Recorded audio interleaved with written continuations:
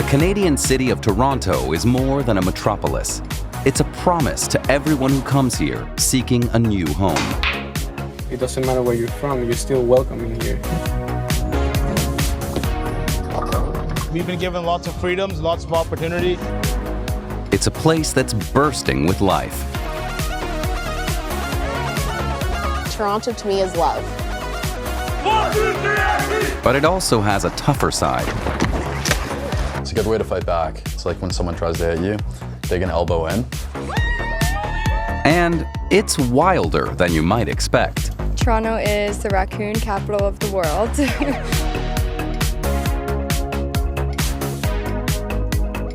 Toronto has so much to offer, so I'm just here to explore it all. It's a place where strength can take you a long way, but where many still find themselves struggling.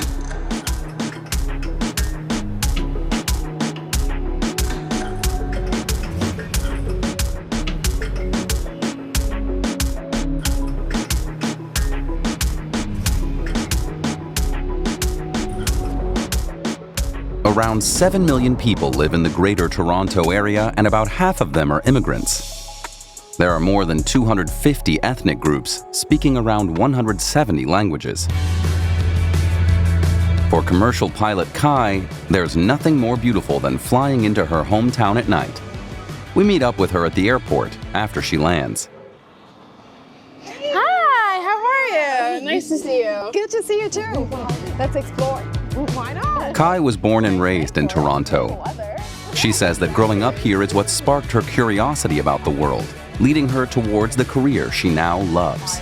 Bands and that kind of thing too. So it really is nice to kind of like come in, see the skyline, see that world famous CN Tower, and know that you're landing and you're going home. I don't think I would have the opportunity to learn as much about different people from different walks of life as I do here. It really is like a great place to kind of see a bit of the world in one place. Worldwide, only about 5% of pilots are women. But in Canada, the figure is around 10%. Kai attributes that to the open-minded and progressive Canadian culture.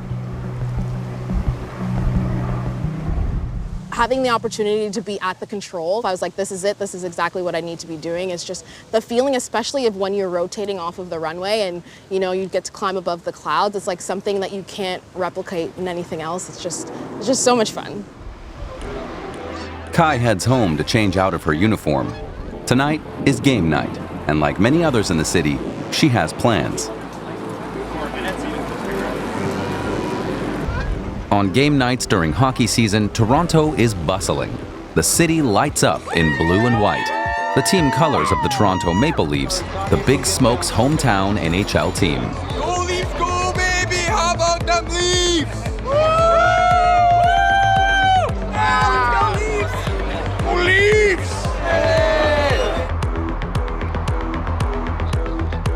Kai couldn't get tickets for the game, so she's meeting her husband Tommy at a sports bar across the street from the arena.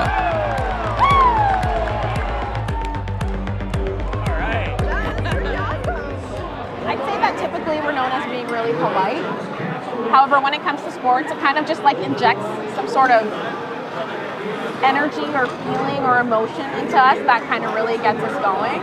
And I think it's fun. Like, it just makes it supercharged and fun for everyone who's kind of enjoying what's going on. And it just gives us like a new personality. The Leafs are playing their arch rivals, the Boston Bruins. If they win, the whole city will be dancing.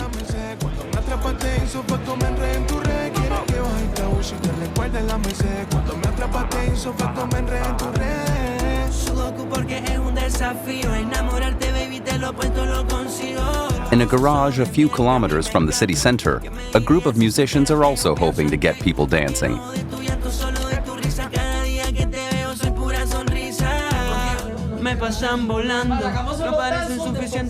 John Carlos is the band's manager, and conveniently, their hairdresser as well.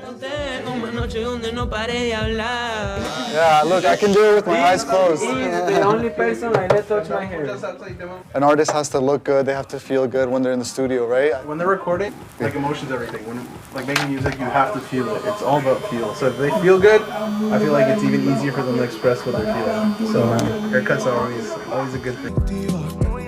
They call themselves Six Pal Mundo, which means from Toronto to the world. Bien morenita, olor a café, vestido sensual, carita un poco adictiva, no es normal. Sabes que no es normal.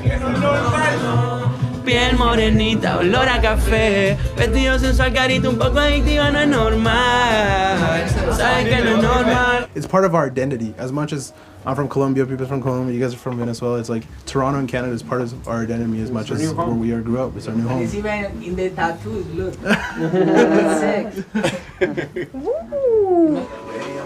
The musicians combine Latin American spirit with Canadian modesty and national pride.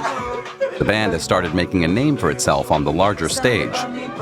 Recently, Six Pal Mundo was even nominated for a Canadian Music Award.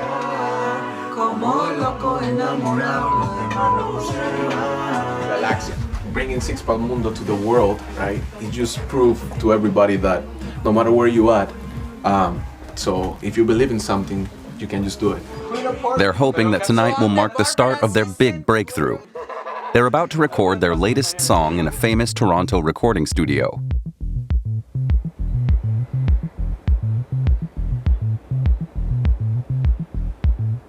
Toronto's biggest landmark is the CN Tower.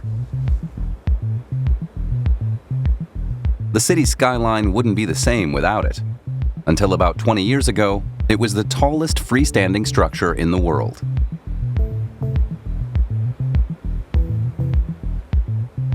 Anna jokes that working here means she's made it to the top. During the day, she serves snacks and drinks to hundreds of tourists. In the evening, when she and her colleagues are cleaning up, it can almost feel lonely up here. Anna loves it.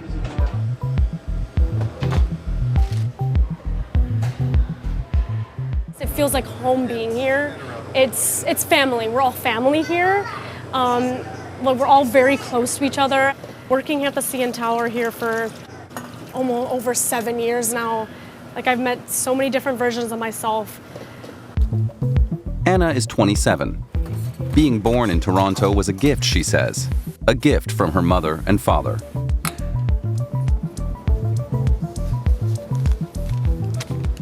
My parents were born from Greece and a very, very small village, and they decided to get married here in Toronto and move and start a different life here. And I feel like it's a really beautiful story because it's different being in a huge city like this. Anna loves Toronto best when she can look down on it from above. She finds satisfaction in seeing so much of it in one glance. It's always a ritual to have to be able to look outside here. It is the reward of the day. Being able to have the opportunity to see the entire city, honestly from the best view of the city. And that's like one of my favorite parts from working here as well.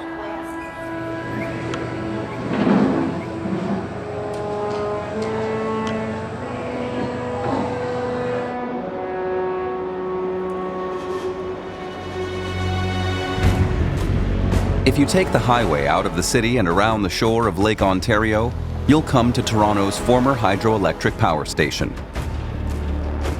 Past the old turbines is an elevator leading down into the heart of the old plant.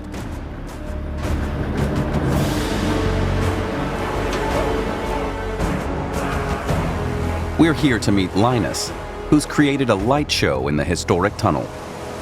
Hey, Linus, that is so beautiful. I tried to create, you see there's a long white, and then there comes a dark blue, you see? And I wanted the blue to be the illusion of the water coming down this tunnel. Because remember, this tunnel is full of water. You can see the water stains up high. Right. Hundreds of thousands of water going after it created the electricity. Linus says there's now a new state-of-the-art hydroelectric power station nearby, providing electricity to the Greater Toronto area.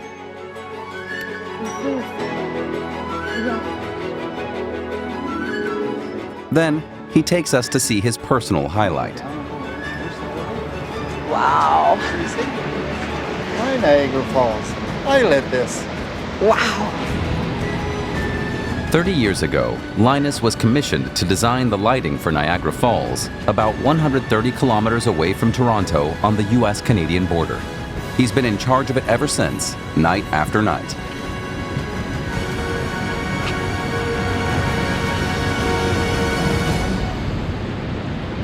It's lit from corner to corner. You see that? That was, the other lights were sort of circular and it wasn't, with the illumination board it'll be 30 years, the end of this year.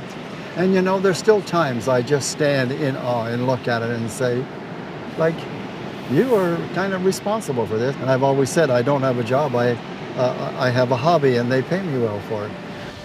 Over the years, Linus has refined the technology. Now, hundreds of LED lights create all manner of colorful effects.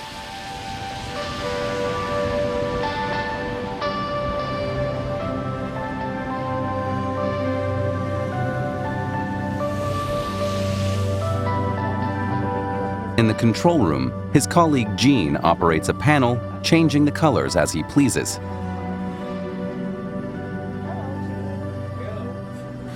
What's your favorite color, Gene? I really don't have a favorite color, but my favorite effect is the rainbow.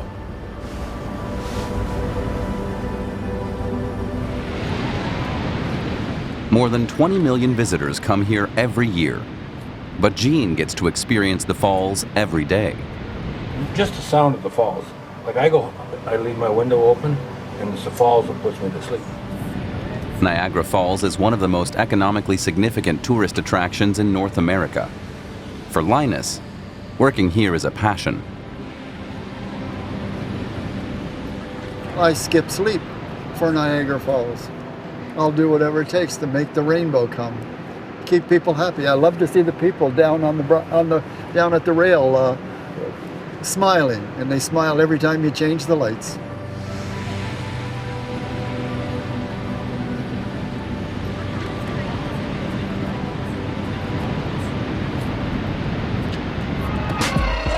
Despite Toronto being a cultural melting pot, there are some neighborhoods where ethnic groups tend to keep to themselves.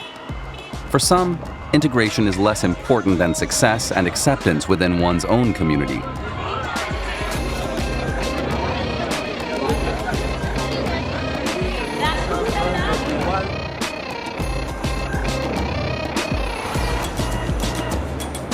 That's something that's noticeable at Muscle Mecca, a gym in an Indian neighborhood outside the city center.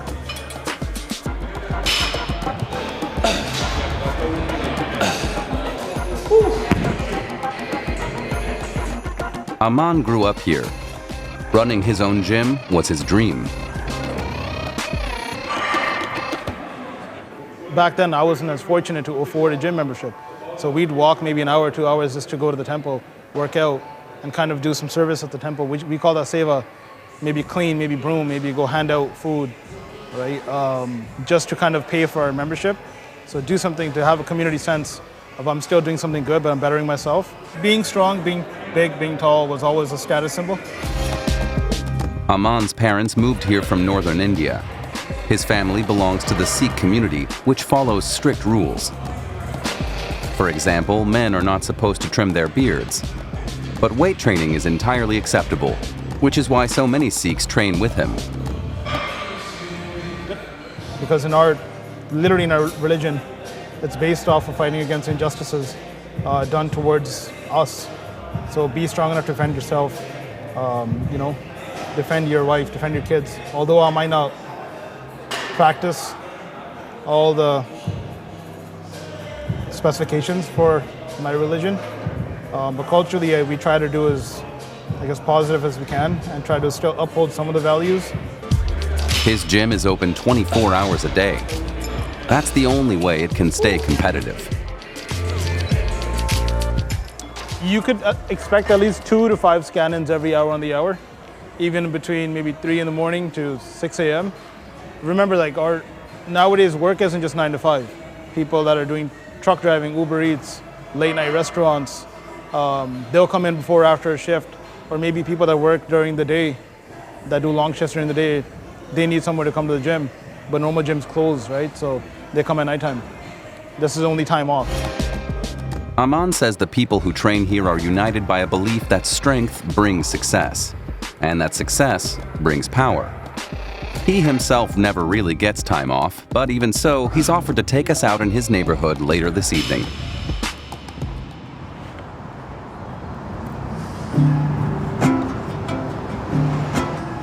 But no matter how many opportunities for success there are, if you look closely, you notice those who are struggling. One such person is David. He came to Toronto from Georgia 10 years ago, following the promise of a new life. That's where I live, under the Gardiner. This is downtown Toronto. Together with other homeless people, he sleeps under an overpass near the Gardiner Expressway. David tells us that he sleeps during the day because at night he's busy doing things that are best done under cover of darkness. He doesn't know whether he wants us filming him all night, so he decides to show us his favorite place first. Does it? Over there trees, like every high level, there's a lot of trees. Main entrance lobby, it's all green cover, water and the green. And basically nothing outside.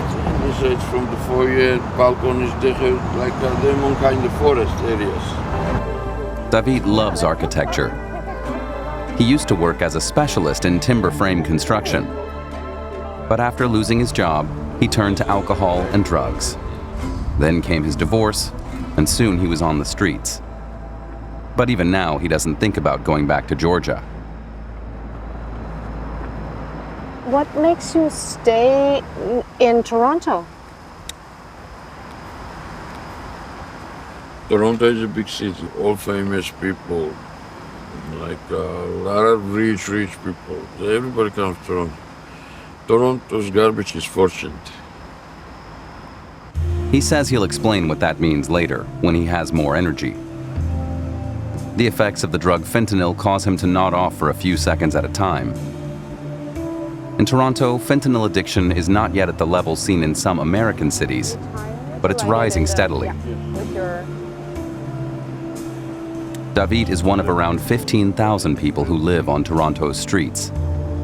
The number has doubled in recent years, with authorities calling it a crisis. The city has grown rapidly, bringing with it rising prices and a housing shortage. Politicians can't seem to find a solution. All they care about, David says, is getting rid of things they see as ruining the city's image. And for homeless people not to trespassing in park, that's insane.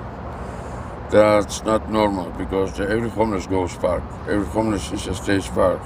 And this is the non-park area, which they cannot say nothing, but they still coming, trying to kick us out.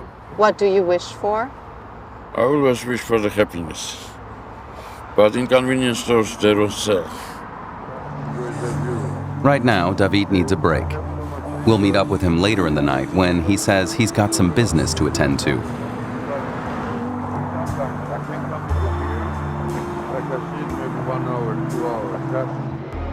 Just 1 block away, behind the glittering lights of the city's skyscrapers, there's a very different Toronto on show. The art and fashion scene is gathering for a party. It's a big occasion for Sally, who works as a fashion influencer. You have to know all your angles. Brands pay her to wear their clothes and attend events. There's more to it than just looking good for the camera, she says. Keeping a good relationship and being authentic and kind of promoting what I love is the most, what companies and audience is looking for. So that's what I say and keep in mind. Sally wants to cement her status as a fashion it girl.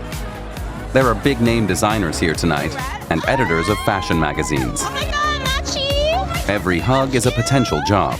She'll need the photos from the shoot to post on Instagram. Do you need our email or something? Do not send it to her. It's not her. Oh, do I have your phone number? No. I mean, everyone knows her name. She leads with absolute kindness, and that's why I like being in her orbit because you can meet a lot of amazing people and she connects people to people. Sally's friend Jamie is also happy to get her fashion advice. Try it on. Give me your bag. Give me everything. Put it on my arm. That's what I'd love to see. Just being creative and having different looks, almost like dressing up.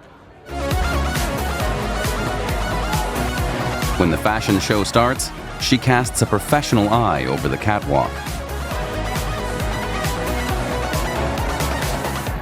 That was my favorite for tonight. I did reach out to the designer before because I really like his stuff. Sally seems unstoppable. She's constantly surrounded by people and seems to have a lot of fans. I love all of the sequins, the hair, just the whole outfit ties in together so well. Like, I'm obsessed. Everyone here is adamant that the Toronto fashion scene is just like New York, only nicer.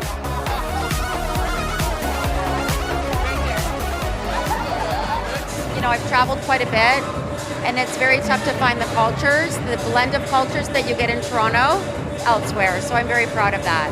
It's all about community, it's all about judgment-free, it's just individuality. We're really a community in Toronto, I feel like. Fashion is really a community in Toronto. It's so lovely. Sally has no intention of leaving the city. I think there's a lot of businesses and connections and audience that are really focused on home-based, Canadian-based. And I'm looking forward to building more relationships just locally. Sally doesn't want to say exactly how much she earns.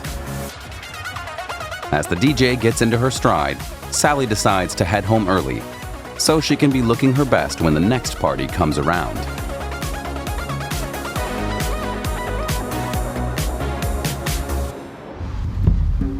For David, on the other hand, the night only gets going after midnight. When we meet him again, he's borrowed a bike with a trailer. He assures us he's not going to steal anything. That's not his style. He's more interested in collecting things that other people don't want, even if he does have to bend the rules sometimes.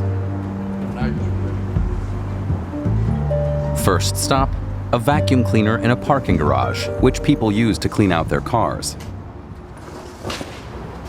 He's hoping to find some jewelry or other valuables that have been accidentally sucked up. But tonight, he only gets a few coins.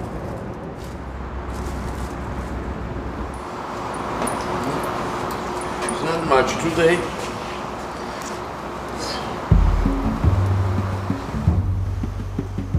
Next up, he tries the garbage bins behind an apartment block. This is what's known as dumpster diving, rummaging through other people's trash. Depending on the location and circumstances, this can be considered a criminal offense, such as trespassing or theft.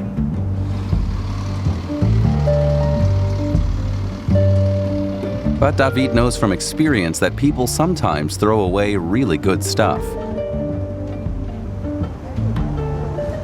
When they live in town, for 1 month, 2 months, they're not coming to pay. Some kind of black soap, probably expensive, good quality, because they love everything very, very expensive, a good one. When I became homeless, my income was zero. I had no welfare, I had no DSP, I had nothing. And basically, I had everything. I had no money, that's all. David sets off towards his next stop. He calls it his vitamin shop.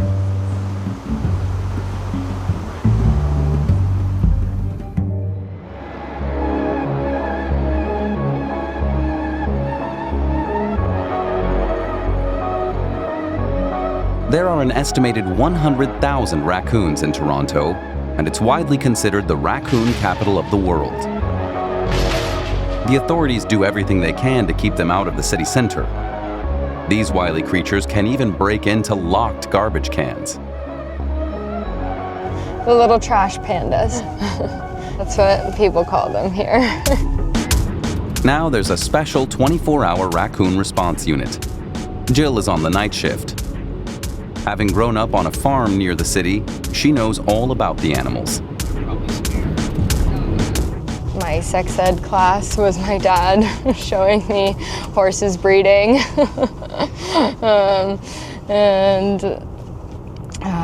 My dad was always finding animals to rescue, so I think that is where I got my love of animals from. Now we've got 2 animals on board, and 1, 2, 3, we have like 6 calls. People call Jill when a raccoon is causing a nuisance or trying to build a nest in their home. Jill's job is to catch the animal and take it to a shelter. The healthy ones are released back into the wild, while the sick ones are taken to a vet. As it turns out, this caller doesn't have a raccoon problem at all. She's just seen a white rabbit. I don't think he's wild. I think No, he's not wild. he's domestic. Yeah. He jumped on my shoe. He ate me. Yeah. You guys want to stand there?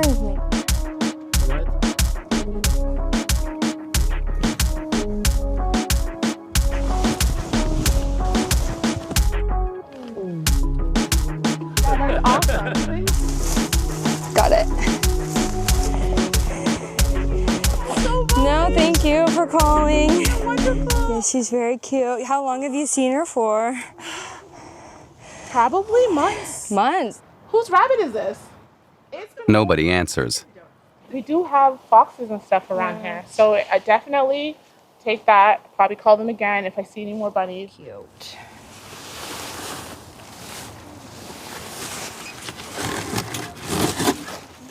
Toronto nightlife, huh? Yes, yes. It's amazing when there's people that will help too. This little guy's probably a little scared now. Yes. What's happening with him? Stressful capture, but he'll go to the shelter and he'll have a nice night and he'll be warm and be fed and yeah. Actually, so got a call for a raccoon in the parking lot. Jill heads off to answer the next call. We'll meet up with her later. But first, we head around the corner to meet Dylan, who's braving the cold weather out in his backyard. Ready? Tonight is the night of the year Dylan looks forward to most. He's now 17, and he's been a die-hard hockey fan since he was a kid. Each winter, together with his friend Will, he builds his very own ice rink.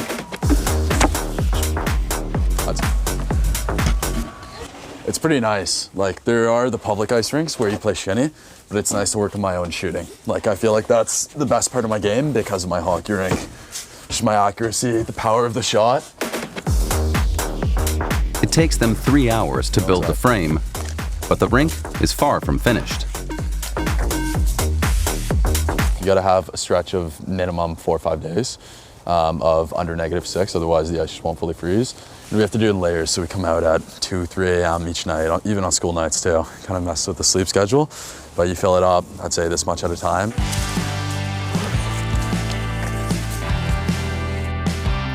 There was a time when Dylan wanted to be a professional hockey player, a common dream among Canadian boys, he says.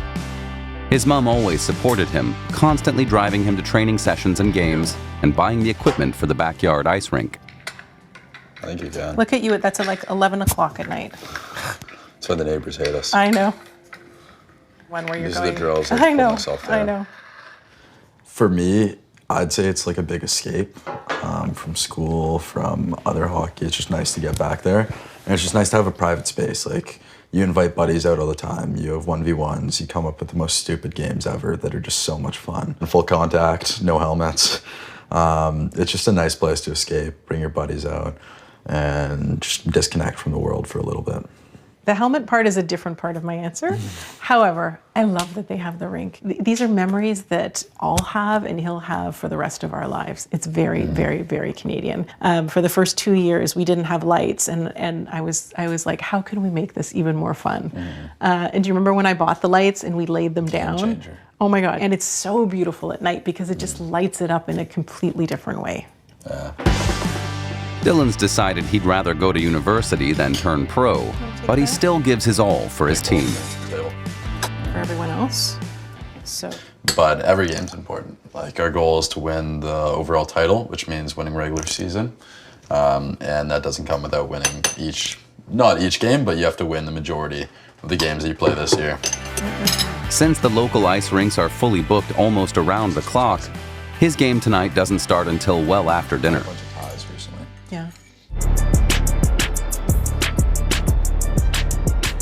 Back in Aman's neighborhood, he and his friends are going out for a meal. It's Indian food, of course, at a restaurant not far from the gym. Aman finds it hard to relax. The pressure to succeed weighs on him constantly. You as a child of that immigrant, if you don't at least match or potentially do more than your parents have done, then you are considered technically a failure. Because you have to do better than what they did, because every generation has to do a +1 or +2. So that's also a big issue that we face. Even while he's eating, Aman still keeps half an eye on the business. The security cameras show him every corner of the premises, so he can make sure everything's okay. If someone can steal a machine that weighs about 15,000 pounds, I feel they deserve to take it.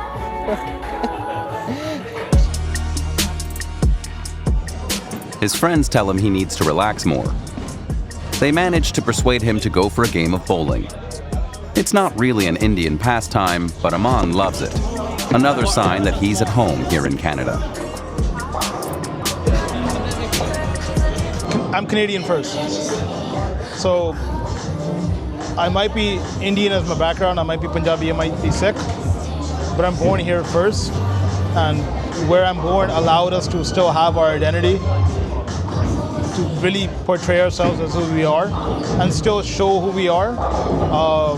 But I couldn't imagine living anywhere else.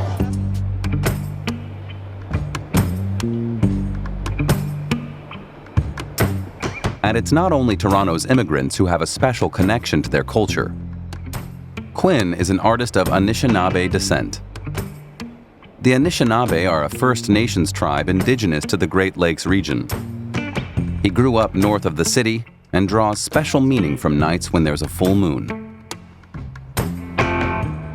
Skies are just breathtaking up there.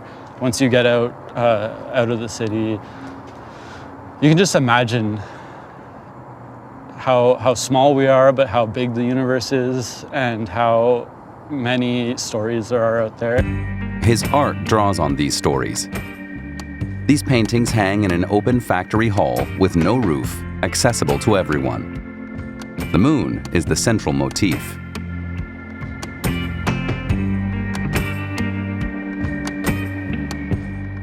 We call it Nokomis, grandmother moon, Nokomis Gizis. It's connected to the cycles of the earth, and it helps us decide when to do ceremony and when certain times of the year are, and we keep track of the calendar of the moon. Living in Toronto, Quinn feels a constant tension between tradition and modernity.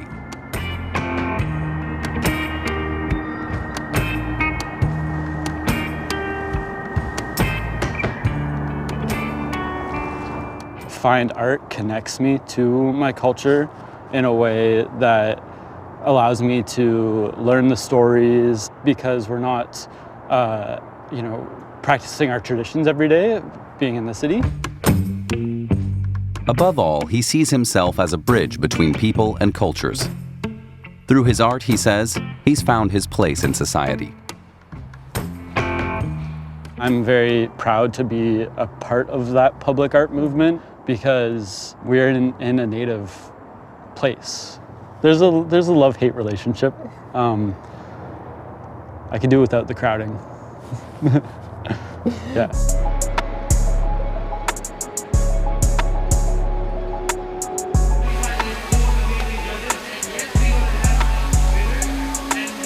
Jill is no fan of city crowds either. She's on her way to her next house call.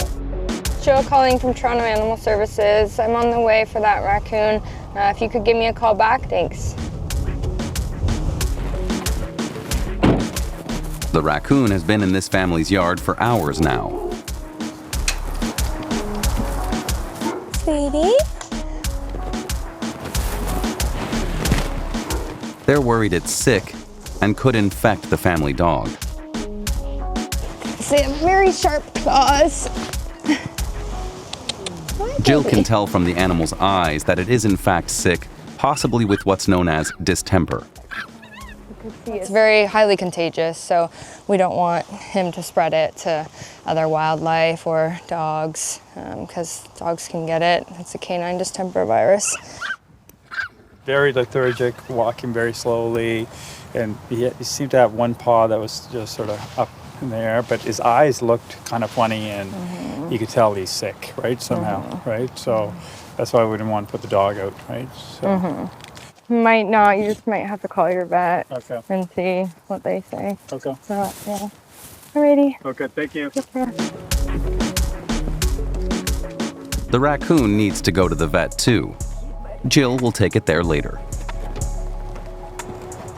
Do you like the wildlife better or the party life in Toronto? Wildlife. If you asked me like 6 years ago, I'd say the party life, but now the wildlife, definitely.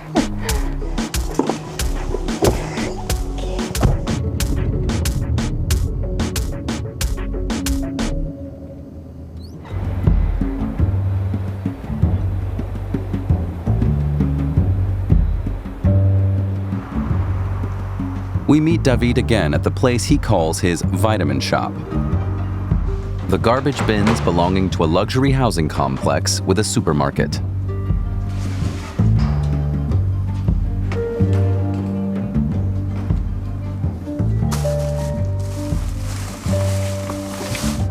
It smells of rotten fruit and vegetables, but here too, David is able to find some perfectly good stuff.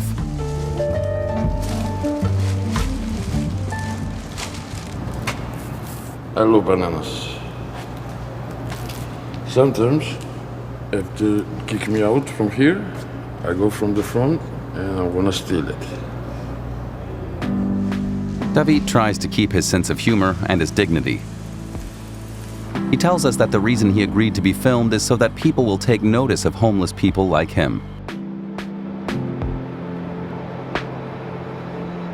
Like 2 weeks ago, I found a dead body because nobody checked on this person. And I don't know, like whatever doing towards homeless people, it's not right. I would say homeless people are humans too, and homeless people are not animals. David has gathered enough food for tonight. He wants to share his treasures with some other homeless people he knows. They sometimes meet up in the park where he used to sleep in a tent. Tonight, some of his close friends have come. They're pleased with the food he's brought them. It's a moment of joy for David. That's the when she smiles, makes me smile. And that's happiness? Of course it's happiness. When we share the meal, we share everything.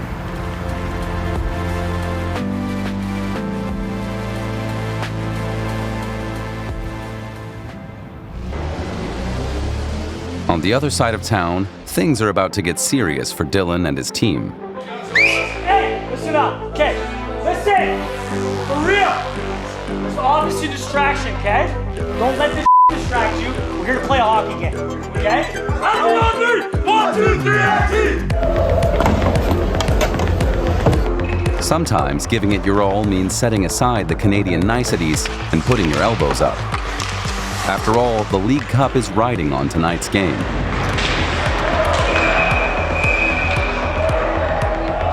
Unfortunately, Dylan ends up in the penalty box. The guy just tried to hit me. I don't know what's going on here. Trying to play a friendly game. Guy's taking it off. I had to give it back to him. Like, you can't let that slide. You know? We're out of here. It's only him now. Dylan's team comes out on top, and the trophy is now within reach. As Dylan puts it, there's only one thing missing in the stands. Sometimes it's nice, you know? Sometimes you gotta put on a show. But yeah, there's not too many girls, sadly, that come around here. Shout out North Toronto. Any girls in the area? Come to all the games.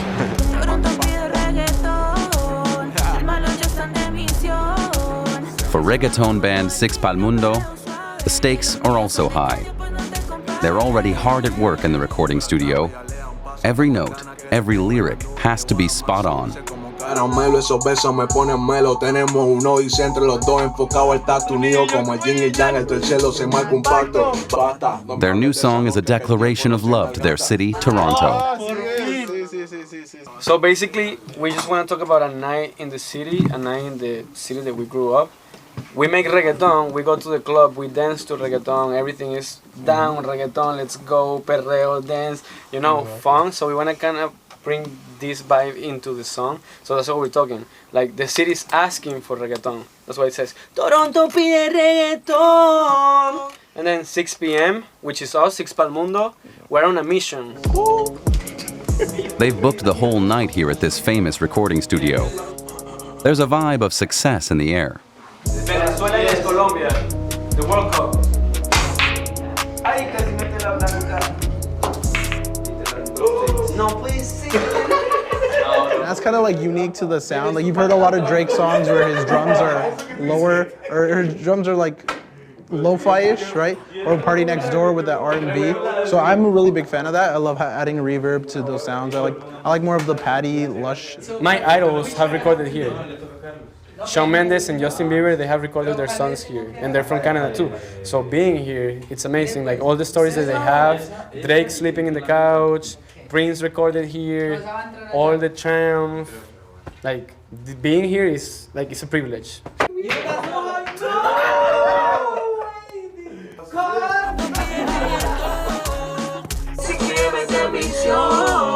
These young musicians epitomize so much of what the city stands for. The people here live their lives with openness and energy, and also with strength and perseverance. That's what makes Toronto such a special place, and why people from all over the world call it home.